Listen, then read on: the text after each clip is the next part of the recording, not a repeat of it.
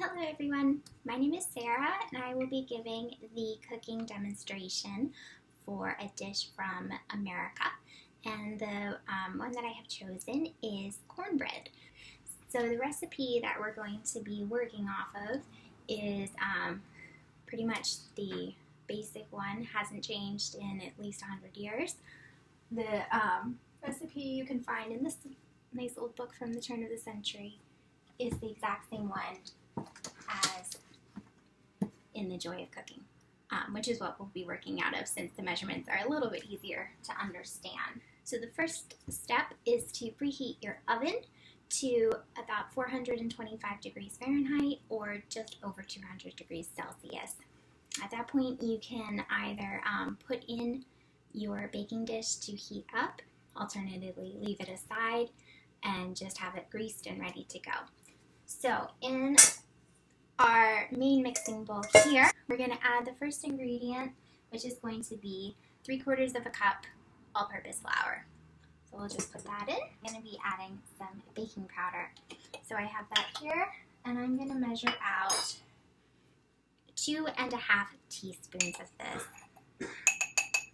And cornbread is really forgiving, so I'm not going to be leveling off. I can tell it's pretty much close enough. Then we're going to be adding in some sugar. So I prefer my cornbread a little bit sweeter, not like a muffin, but definitely like the sugar in it. So I'm going to be doing the recommended 2 tablespoons worth. So then the last thing you're going to add in here for now is going to be your salt.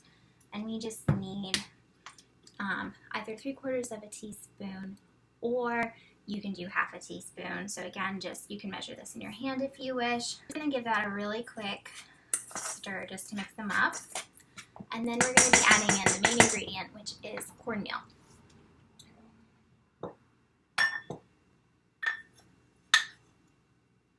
And I'm going to add in 1 1/4 cup. And then again, now we're going to do the wet ingredients. And for that you will need a cup of milk. And this is very important, you need milk for the cornbread. You're going to be adding into that 2 to 3 tablespoons melted butter. So I did 2.5.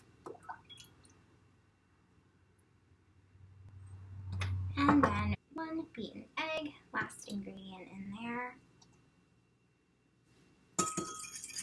And we're just going to mix that up. Is just pour the wet into the dry. And you're just going to stir until it's just combined, so kind of like you would for pancake batter. And it's going to be a similar consistency as well. Alright, that is pretty good.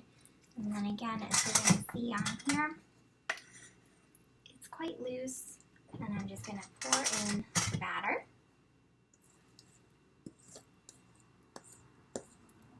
And then it's going to go straight in the oven for 30 minutes. And we'll see you after that. Here's what it looks like.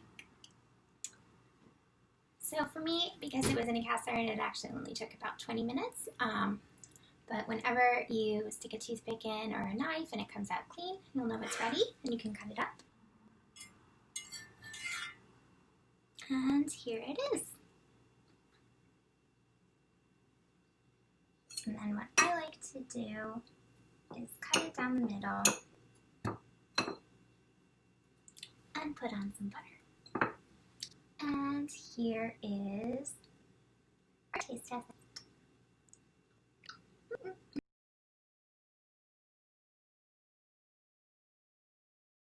Hi friends, I'm going to cook a special Palestinian dish which called maqloube, the upside down dish. First of all, I chopped carrot and potato and put them at the bottom of the cooker. Then I fried corn flour, also fried eggplant, and now frying onions. Meanwhile, we boiled chicken. Now I put all the vegetable in the cooker and also the chicken. We cover all the ingredients with rice and we put some pepper, salt and other kind of spices. We pour some water or a chicken broth.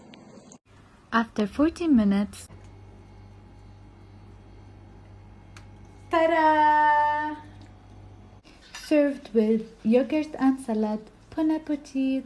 Peacock Films Limited present the making of Cullen Skink, a traditional Scottish soup made with smoked haddock, potatoes, onions, parsley, milk and butter. Starring Sandra Peacock and featuring that well-known chef, Sushi. The chef normally stands as a sentinel in front of the study bookshelves, protecting them from anyone who might be tempted to read the contents contained in them. Today, he is relocating as sous chef in the kitchen.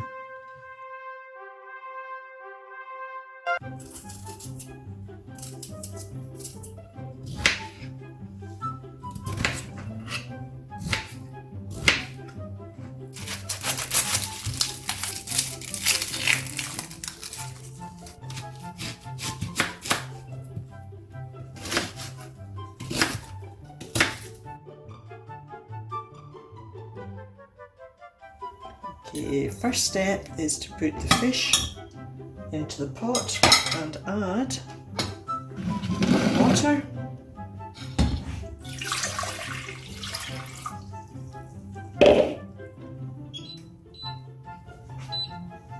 bring to the boil, and then we will cook gently for 10 minutes. Now for the Chinese version. Now xiang cai. You can use rice instead of potatoes. Ni ke yi yong. Mi fan dai ti tu dao. Now I'm going to lift out the haddock with a slotted spoon. I'm now going to flake the haddock into small pieces.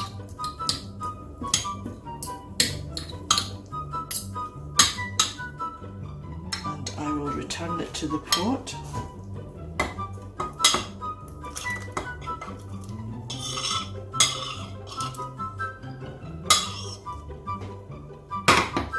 Along with the potato,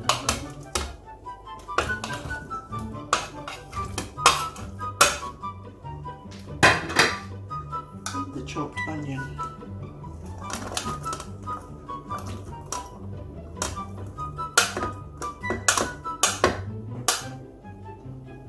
reserving a little for this version.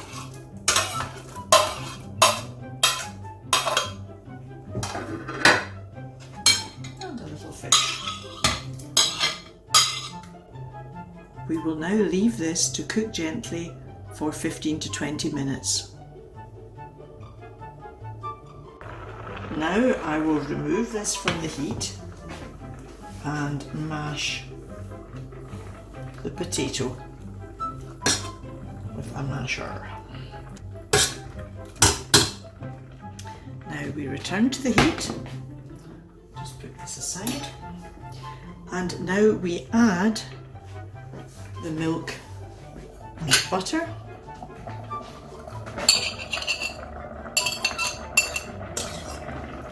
some from my rice version,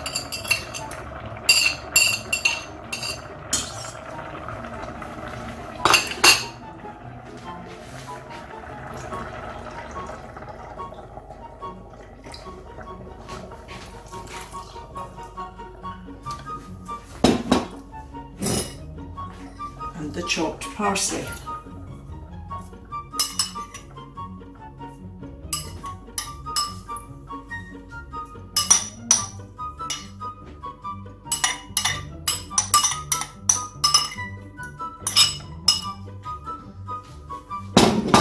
Then we stir and bring back to the boil. And now the soup is ready to serve. At this point, you can add salt and pepper. I prefer it without.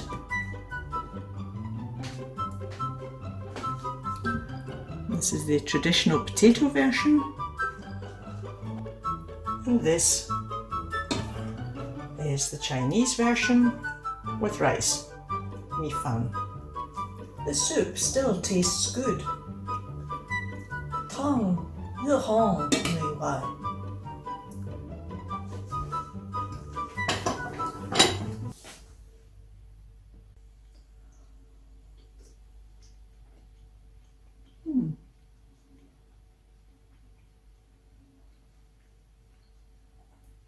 Very tasty. This film could not have been made without the help of the aforementioned participants, and in particular, Cullen, and Skink, and our sous chef. Well done. Zhu de hao zushi.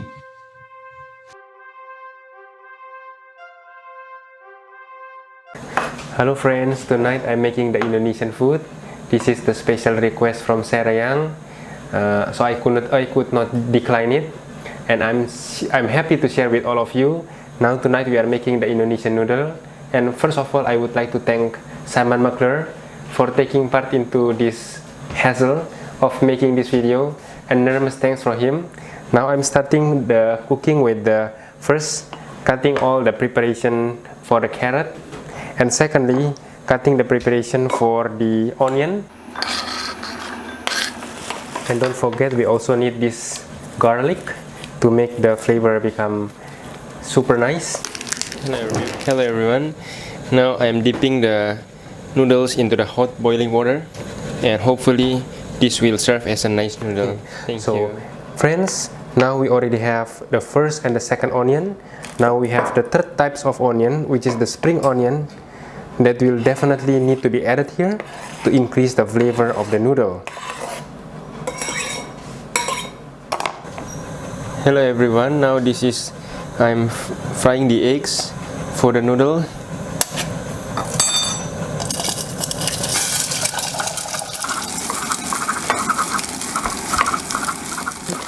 So now we have prepared the tomato, the condiments, and also some cucumber.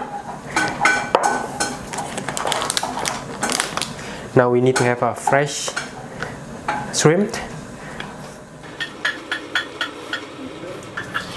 So this is another condiment, which is a bacon, which I'm going to fry to add the taste of the noodle. Next stage after the preparations of the carrot needs to be boiled.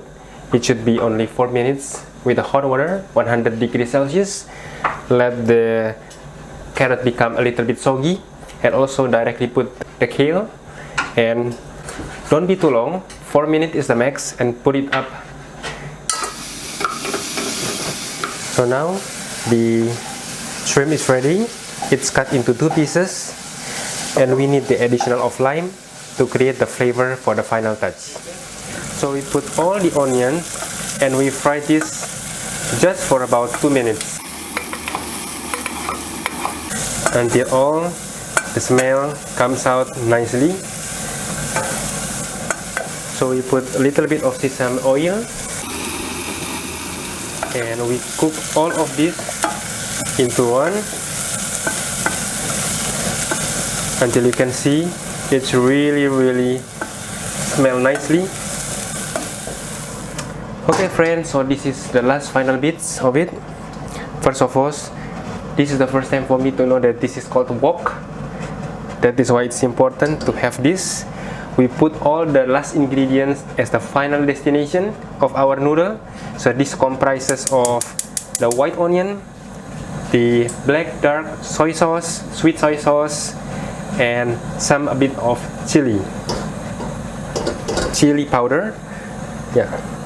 Now we pour all of the noodle here, and tonight I have a very reliable assistant, Marcel, so he'll help me with these final bits.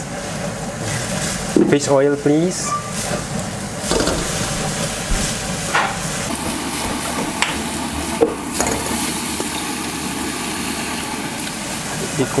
Yeah, oyster sauce.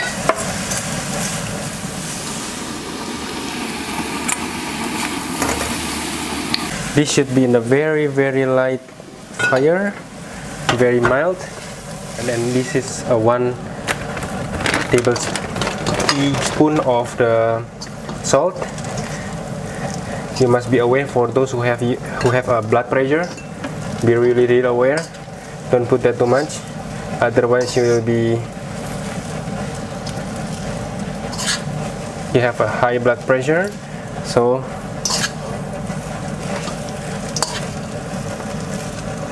now is the dark soy sauce as the final one. Nah, cukup.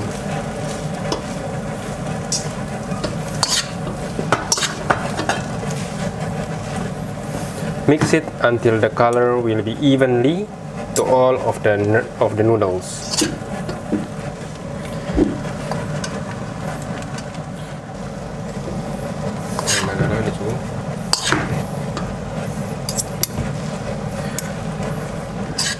This is also the special traditional spices from Indonesia, the chili sauce.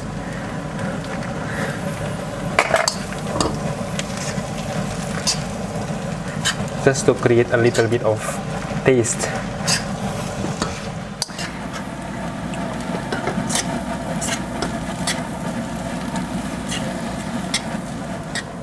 Okay, so this is the final one of the exquisite Indonesian noodle.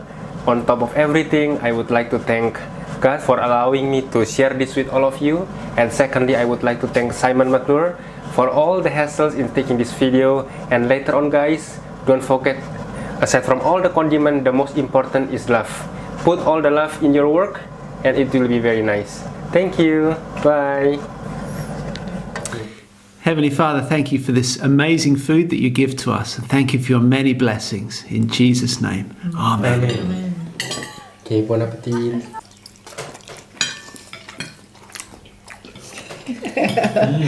This is very good. 很好吃。对，非常好吃。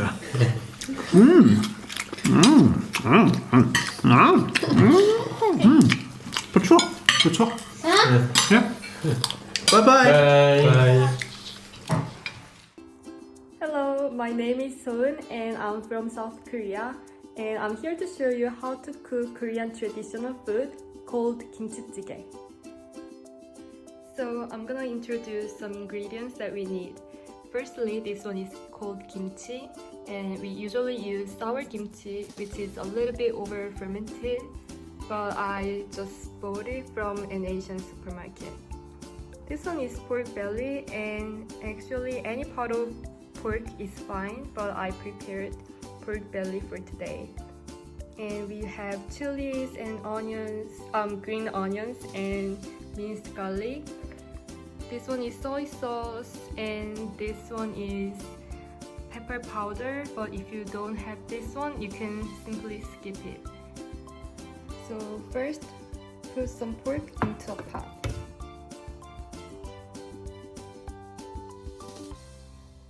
I cut that into a decent size in advance, and I'm gonna pour some water.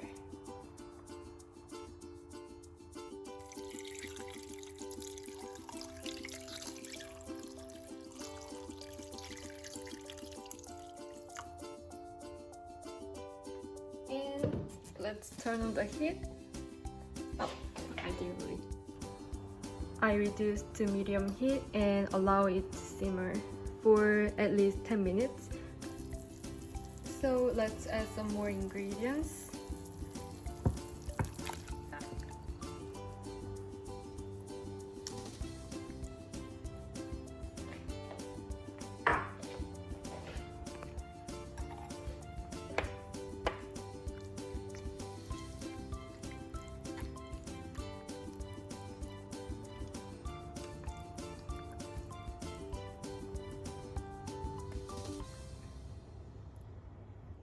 And we're gonna add 1 spoon of soy sauce.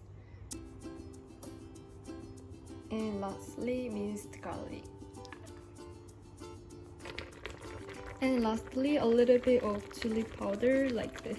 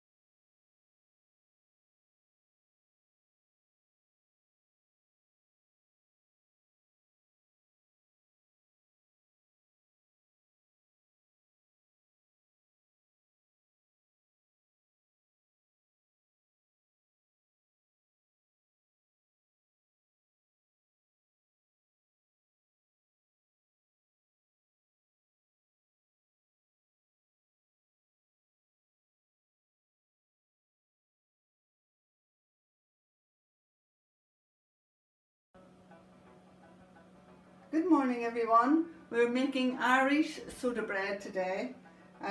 I'm using ounces, but you can make it with grams. And today we're going to make 12 ounces of wheaten flour is what you need first. I'm just going to set the scales. Okay, you can get granary bread in any Tesco, or if you're having difficulty, the wheaten bread out of the Polish shop in Partick is a great shop. Today we're using the granary just because I've already started with it. Okay, so set your scales to 0. Put 12 ounces of the granary or the wheaten flour into a bowl. Make sure it is 12 ounces. Any extra you're going to need some to roll it out at the end, so it can go on there. Put it in your sieve and then add 4 ounces of plain flour to that, just the ordinary plain flour. 4 ounces of that. I think it's about 100 and so grams, or 115 possibly. And again, make sure it's 4 ounces and put it in. To that you're going to add bicarbonate of soda, 1.5 teaspoons. Very important that you add this. And you put that all in your sieve. This is known as Irish soda bread, so you do need the bicarbonate of soda. And then you're going to add a teaspoonful of salt. Excuse me, forgot it.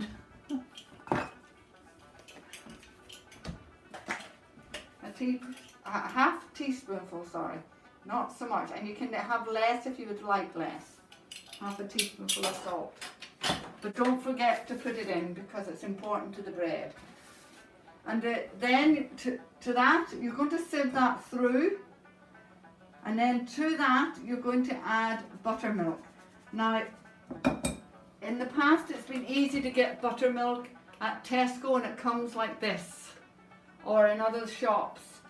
But recently they haven't had any, so I've had to get it at the Polish shop in Partick, but it's buttermilk, and it has to be buttermilk, not ordinary milk, but buttermilk. Sieve that through. Now you might find that all these grains, but they're very important, just add them to it after you've sieved.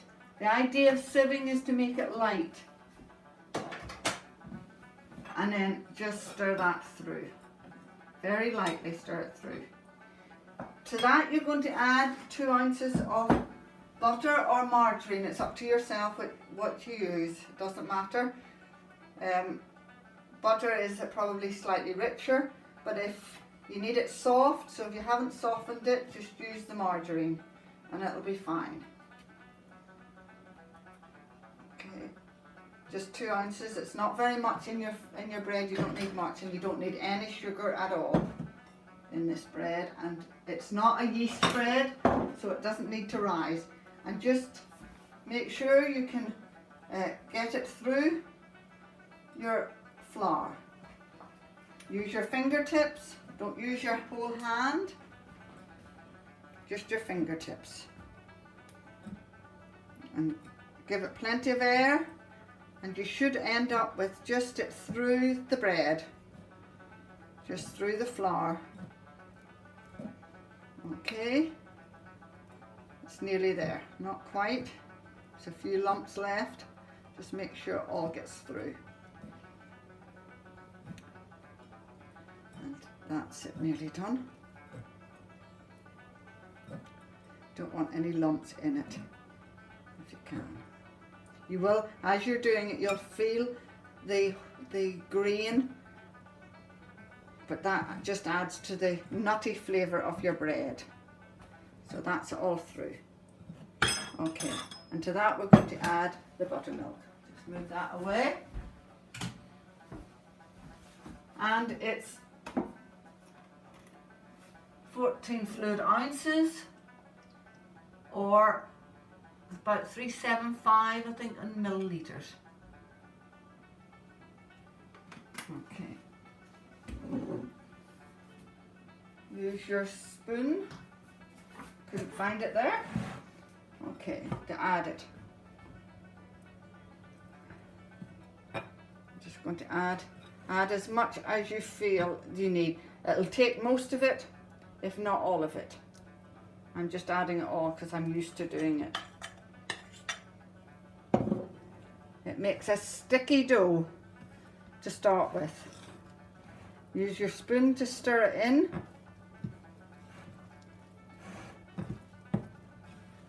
That's it.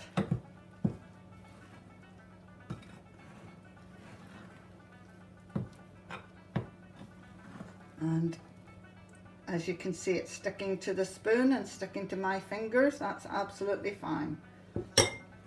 Put your hands in the flour that you've left out. Use your fingers in. Make sure you've washed your hands well before you start doing any cooking or baking. Turn it out.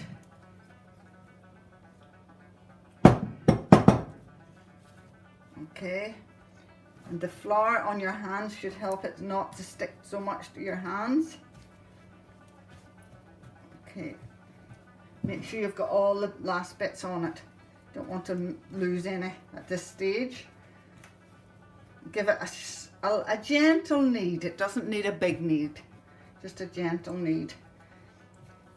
It's, as I said before, it's not a yeast flour, so it doesn't prove, so you don't want to flatten it, and you don't use a rolling pin. When you've got it to sort of that sort of size, probably about a wee bit flatter, with a slight dome in the middle, put it onto a greased tray. Make sure you can see it's flattened down at the edges, it sticks up in the middle. That's traditional Irish bread. Then you put a cross in the middle, like that, more or less in the middle. And then to finish off, you put a piece of tin foil lightly on. You don't tuck it in, just tuck it in there to hold it on in your oven. There's a crease in the middle to make sure that there's plenty of air gets through. Traditionally in Ireland they would have used a bowl on top to keep it from burning, because it goes into a hot oven, gas mark 7. I don't know what that is electric, but gas mark 7, and it goes in for 30 minutes with the silver tin foil on. Take the tin foil off and leave it for another 10 to 15 minutes till it's brown. My oven's been heating, so it's ready to go in. I'm just going to put it in now. I'm going to put my timer on to 30 minutes. If you don't have a timer, put it in your clock. And that's us finished. Here it is, ready and cooked. Ready for to keep cool. You put it on a tray with a clean tea towel. Just give it a tap, sounds hollow, and you know it's ready. And cover it and leave it to cool.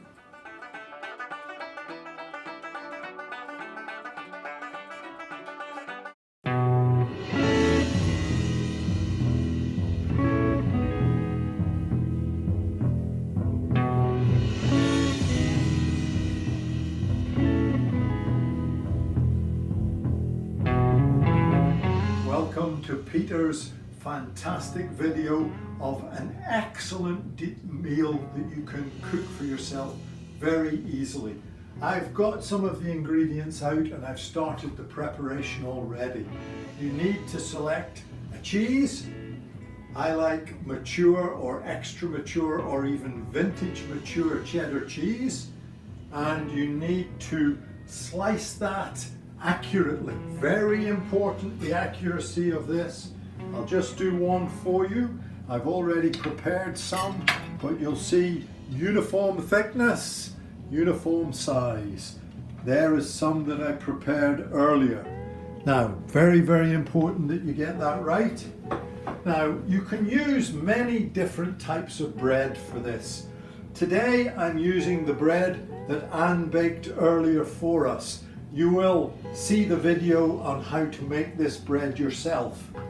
Now, what we need is to get the appropriate sized slices. So I'm just going to split that bread in half and then split it in half again.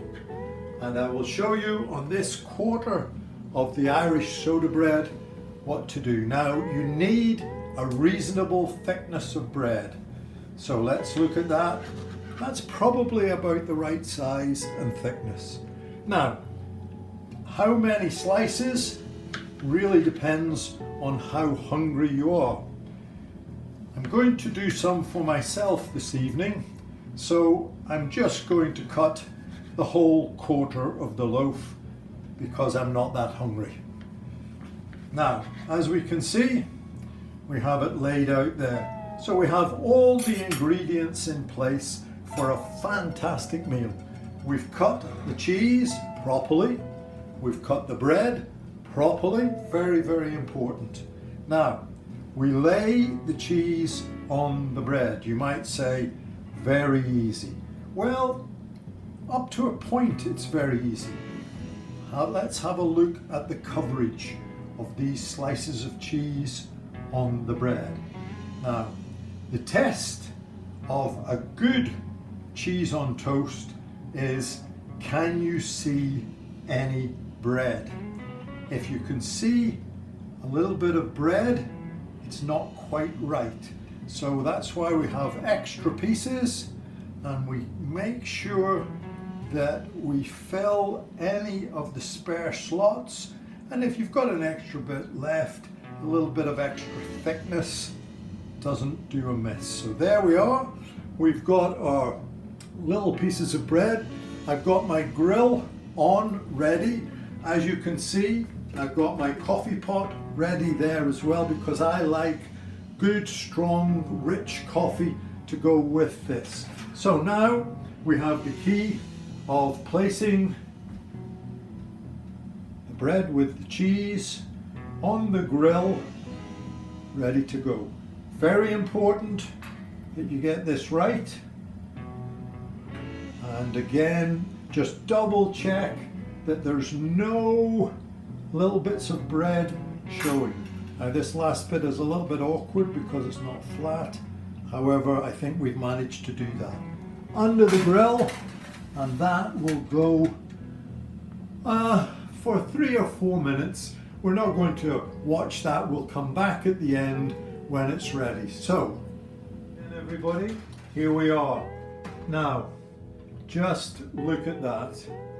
That looks perfect.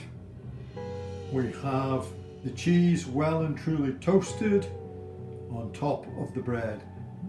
It's a little bit warm, so be careful as you remove it.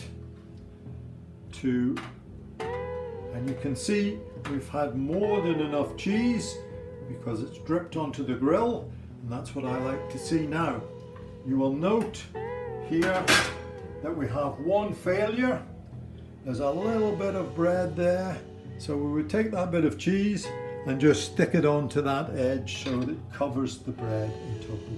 Now, that's exactly what you should get when you're finished. And just to prove that it's okay, I will take one of these pieces. It's rather hot, so I'll just take a small mouthful.